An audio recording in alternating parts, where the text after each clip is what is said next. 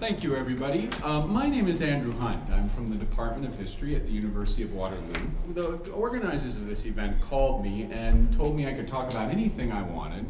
And I thought, well, that gives me so much power. Oh man, I can taste it now. I'm just so thrilled.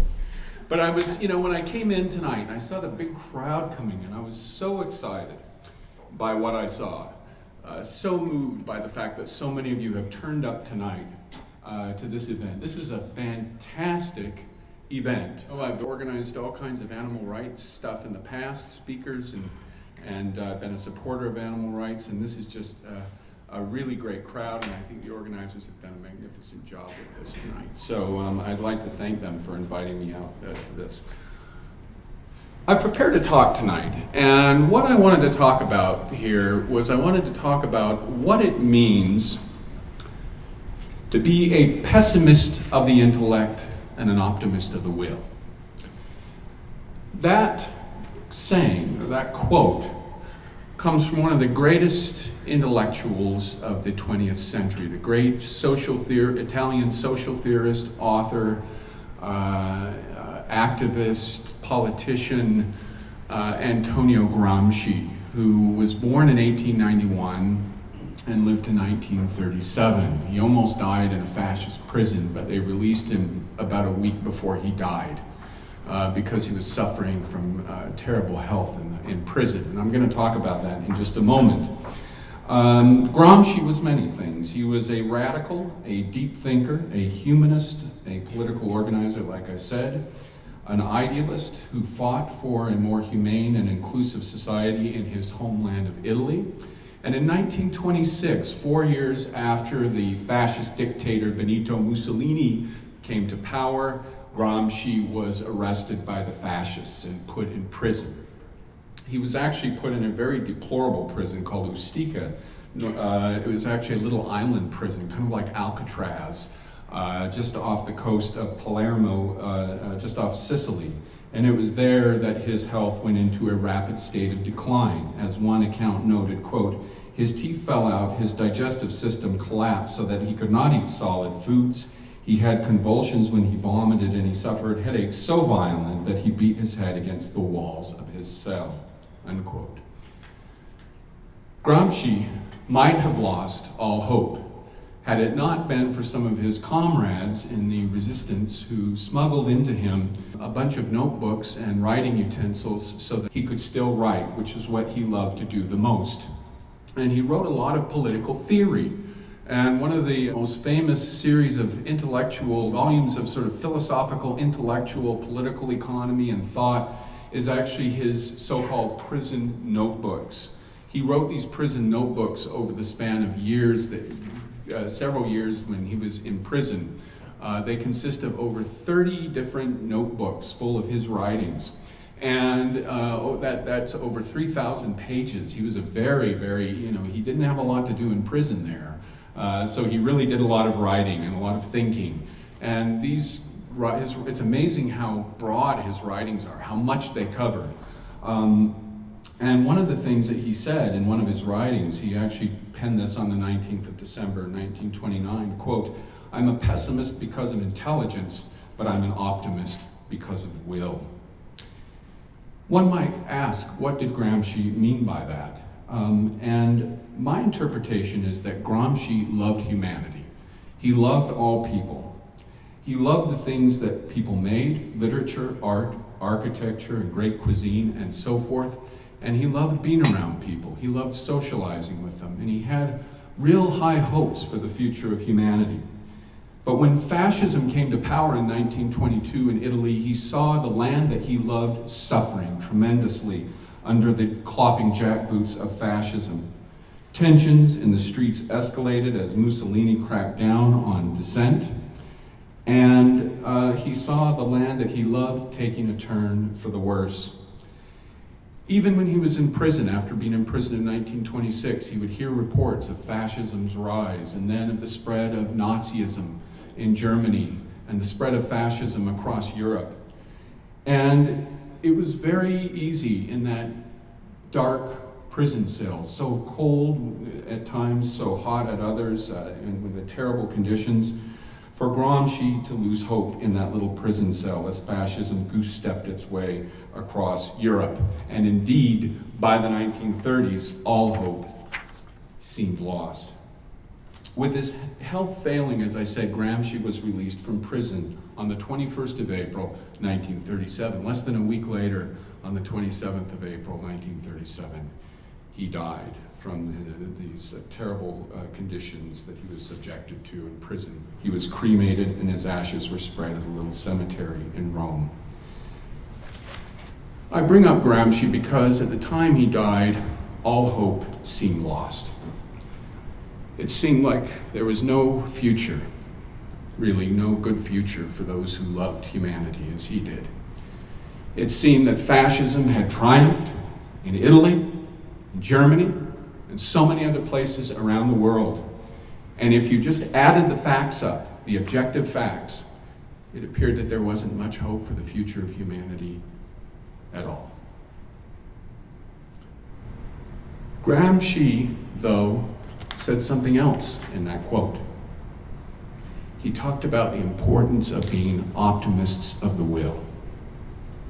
And I want to talk about those two seemingly polar opposites, because even though they may seem contradictory, they actually go together quite beautifully. Gramsci was also something of a poet and understood the poet's way with words. He was a minimalist. And when I think back on those words that Gramsci said, I now flash forward to our times in 2016 and realize that our task is very similar to that of Gramsci. Our task is to find hope, even though the statistics tell us otherwise. Now, we've all heard the statistics before.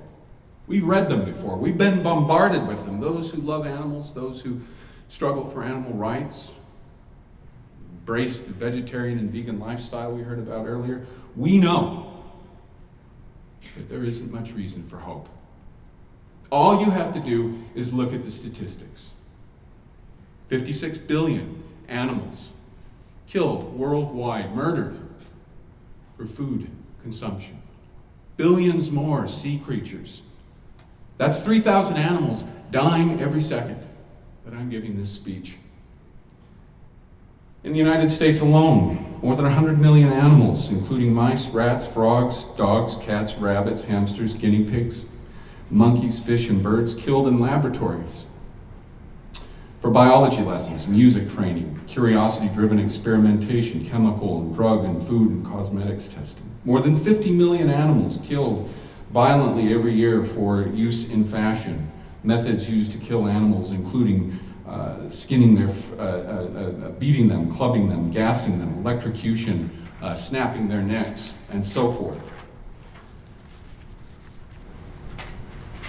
I could go on, I could spout more statistics, but in a way, one of the reasons I don't like to do that is because it's miles to Pluto.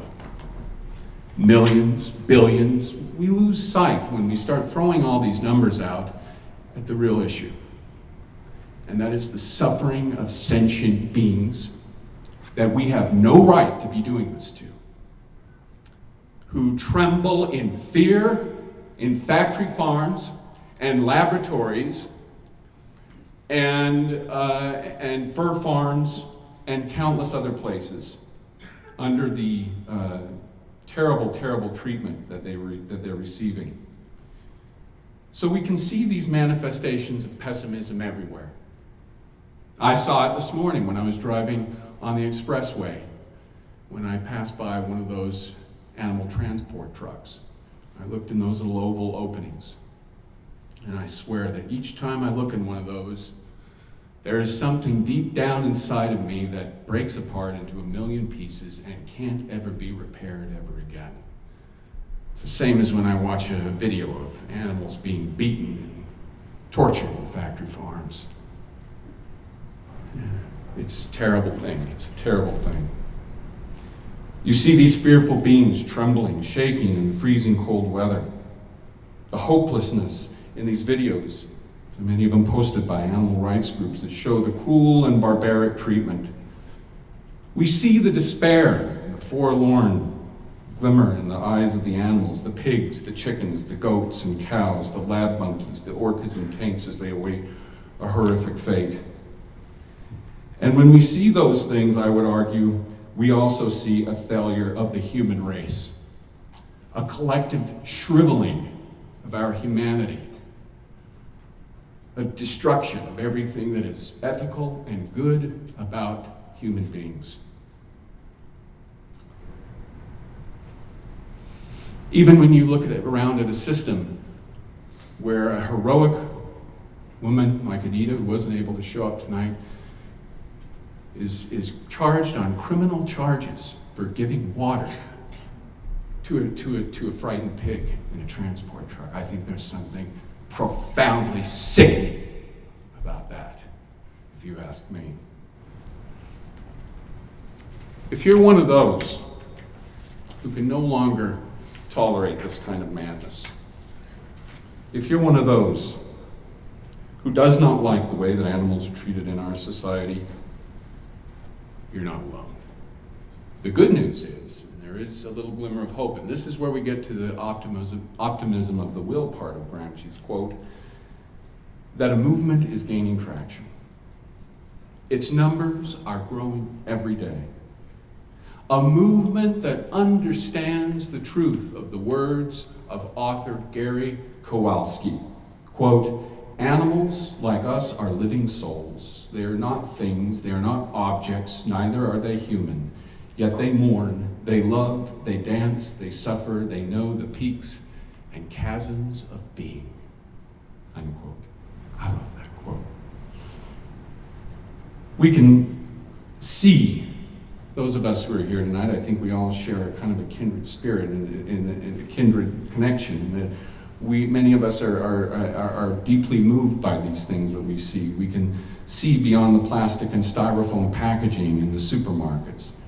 We don't swallow the nonsense about humane meat because, frankly, that's bullshit. There is no such thing as humane meat any more than there is a peaceful war. If you believe that, then you've been bamboozled, and I have some land in Florida I would love to sell you, and a bridge in Brooklyn. We understand that cruelty that runs through the massive assembly line of animal slaughter on a global scale, in which thousands and thousands of animals perish every second, has to be changed. And so that even though we feel despair at the sight of these kinds of treatments of animals, despair when we go online and we see one of these animal counters with the number going up, I swear every time I see one of those, I go a little crazy inside. Even though we feel anguish when we look at the evidence, we know that there has to be a movement that comes together that seeks to liberate these beings under our oppressive treatment. And many of us have come to see the truth of the words of the late great Dr. Carl Sagan. Quote, "Humans who enslave, castrate, experiment on, and fillet other animals have had an understandable penchant for pretending animals do not feel pain. A sharp distinction between humans and animals is essential if we are to bend them to our will, make them work for us, wear them, eat them, without any disquieting tinges of guilt or regret. It is unseemly of us, who often behave so unfeelingly toward other animals, to contend that only humans can suffer. The behavior of other animals renders such pretensions specious. They're just too much like us." Unquote. Sagan was right. So prescient. He said that years ago, too, in the 1980s. So prescient. And one of the most discouraging things about this system of mass slaughter of animals is that it has all the power on its side. It has the courts on its side, it has the police on its side, it has the state on its side, it has authorities on its side. It has corporations that are paying right now people to come up with moral and ideological defenses of something that is fundamentally indefensible. So what do we have? Well, it doesn't help that those of us who feel these deep inner stirrings when we see these injustices often feel alone. We often feel isolated. I know I do, speaking mainly for myself here. It's easy to feel helpless, hopeless, cut off, subject to jokes and ridicule because of lifestyle choices, sometimes feeling like you live in a kind of self-imposed exile, alone and without comrades. And so it's easy to come by pessimism of the intellect.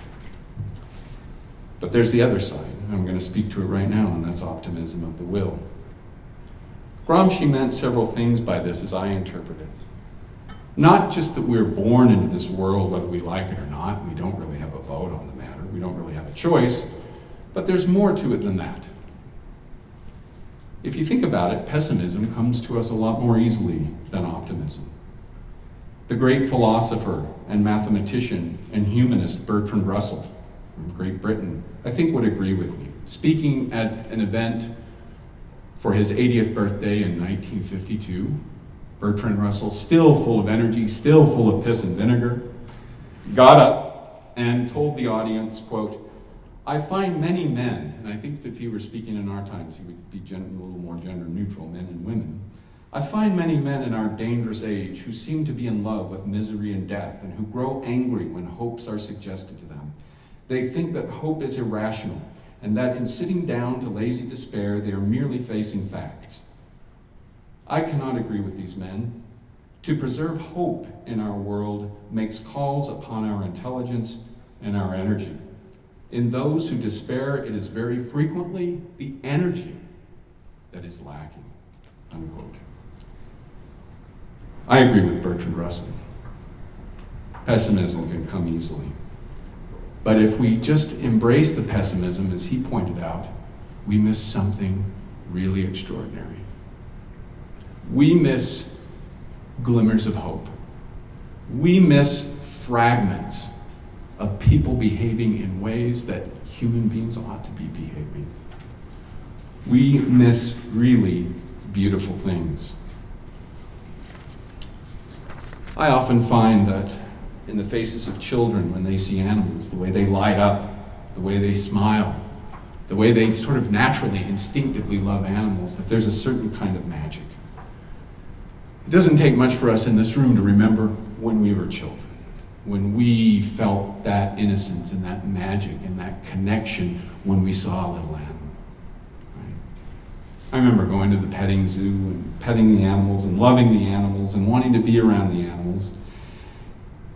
And I watched a viral video of a little boy in Nepal. Maybe some of you have seen it. It was shot just recently, and he had just seen a goat being sacrificed in a religious sacrifice, and he ran up to one of the living goats, and just a little tiny boy threw his arms around the goat and began crying and begged for them not to sacrifice the animal. And he was given some promise, if he would let go, that the animal would not be harmed. I thought that was such a beautiful gesture. At what point do we lose that innocence? At what point is it squeezed out of us by the social norms and mores, by television, by school, by consumerism? At what point do we learn that it's okay to turn a blind eye to animal suffering? Those questions are not easily answered, but that childhood innocence and purity remains a source of tremendous hope for me. I see other signs of hope too. I still have some time. One of those signs of hope is a man named Howard Lyman, a fourth-generation cattle rancher born in Great Falls, Montana in 1938. He was groomed to take over the family's cattle ranch, and for decades he ran a huge farm that specialized in dairy and meat. But over time, Howard Lyman began to undergo a transformation. He was one of those people that the historian and political scientist Howard Zinn referred to as one of the guardians of the system, one of the guards. He ran a ranch that produced meat and milk. But something got to him deep down inside. And who knows why it is that some people are deeply moved by the suffering they see while others aren't. That's one of the great mysteries of history. But Howard Lyman was one of those who was moved, who decided at a certain point, he struggled with health issues and so forth, that he was going to change his life around, and he became a vegetarian, mostly for health reasons at first. In 1996, he went on the Oprah Winfrey Show to expose the horrific conditions in which countless cattle in the United States were raised. And when he went on national television, he also exposed the beginnings of what would become mad cow disease, talking about how cows were fed terrible things, including the remains of animals, including other cows. But even though he started off for health reasons and for environmental reasons, he began to embrace it for what I think is by far the most important reason, for the one that I think makes those other ones pale by comparison, and that is that all life matters, that all life is important, that the sanctity of life takes precedence over everything, the environment, health, everything. He became a vegan for all the right reasons. As Lyman reflected, and I quote, "I spent 45 years in the cattle business, always professing that I loved my animals. But it was years before I was willing to admit that I was more interested in profit than in the animal's health. I finally woke up.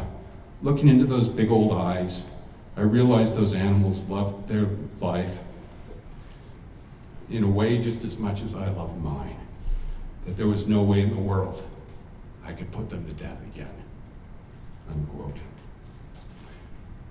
There are other signs of hope. In Africa, ex-poachers who do what they can to help capture poachers who are illegally hunting animals. Part of the large animal rights movement spreading across Africa, spread by such organizations as Activists for Animals Africa and Youth for Africa Wildlife. In China, a country that had no animal welfare laws or regulations 10 years ago, we see an animal rights movement on the rise right now, flourishing thanks to groups like the Chinese Animal Protection Network, leading effective campaigns to end animal cruelty. The Animal Rights Center of Japan is gaining new members every day and organizing a number of effective campaigns for animal rights and for veganism. As a group noted in its mission statement, quote, "We are working to change the human-centric approach to understanding the rights of animals through relating the present conditions of animals in our society and asking people to consider their actions toward animals.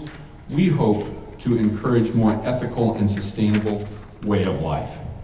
We have to change the social structure for people. This is only a small concession in the luxury of modern life. However, it makes a big difference to animals who are suffering, who are saved from suffering or death. With courage and faith, we will continue spreading our message in the hope that we can save the lives of millions of animals." The filmmaker Gabriela Cowperwaite, who directed the documentary from 2013, Blackfish, was absolutely stunned at the news that SeaWorld recently announced they would halt its orca breeding program, that it would no longer have orcas in captivity at a certain point, and that it would invest $50 million to advocate for an end for commercial whaling and seal hunting. On the high seas, groups of activists are using ships every day to oppose whaling practices. And activists and filmmakers like Cowperwaite have rejoiced. "I think Blackfish struck a nerve," she said. "I originally came into the film from trying to explore the trainer relationship experience. I thought of myself as a storyteller that would pull back the curtain on some things, but I didn't expect the documentary would affect change." That's exactly what it's done. In Spain, the group Igualdad Animal stages regular protests and has mobilized men and women and children from all walks of life to participate in some of the most exciting and memorable protests out there that combine a mix of street theater and performance art. In Israel, in Tel Aviv, 10,000 men, women, and children marching through the streets in support of animal rights. "For too many years," said one marcher, "it seemed that we were a small, marginal group that shouldn't be taken seriously. The turnout tonight shows that this isn't the case. There are many of us who are here because it's time to change people's attitudes toward animals. I have news for you. Animal rights is an important topic," unquote. Movements for animal rights and veganism are on the rise all over, in India and Africa, in Asia and Latin America and North America.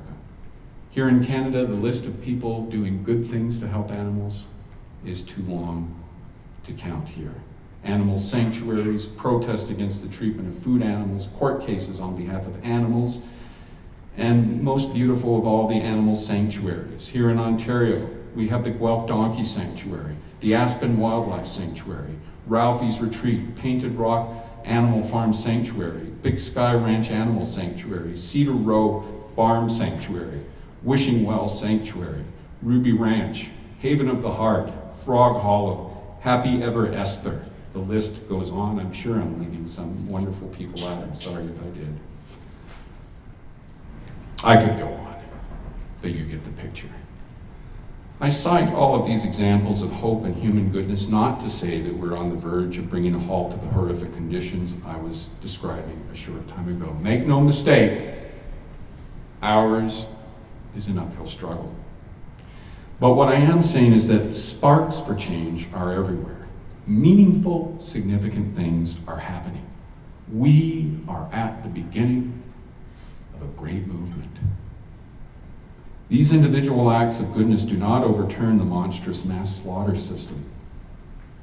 But what they do is they show us a different way of interacting with animals, a different way of living with animals.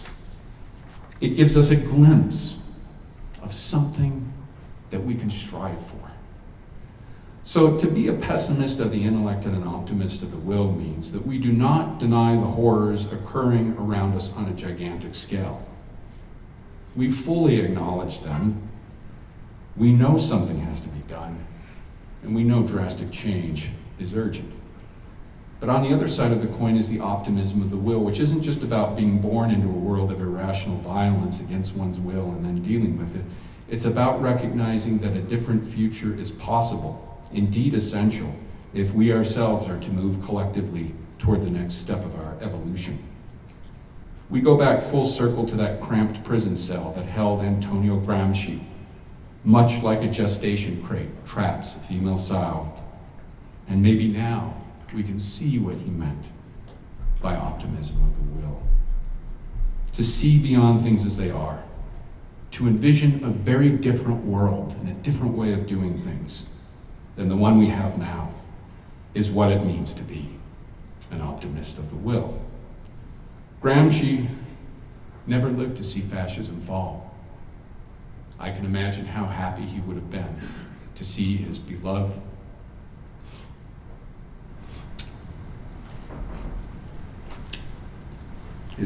Italy restored to its greatness. Sorry. Reverend Dr. Martin Luther King said, "The arc of the moral universe is long, but it bends toward justice." In my heart, I know that Dr. King was right. And just as Gramsci didn't live to see the day when fascism toppled, we might not witness a time when all animals are treated with the dignity and the kindness they deserve and allowed to experience to live their lives the way that they wish. But optimism of the will tells us that the great arc bends towards justice, and that the thing we're fighting for, the day when all animals walk upright and free, is a wondrous and magnificent goal worthy of the deepest hopes in our hearts and the unwavering commitment of our minds. Thank you.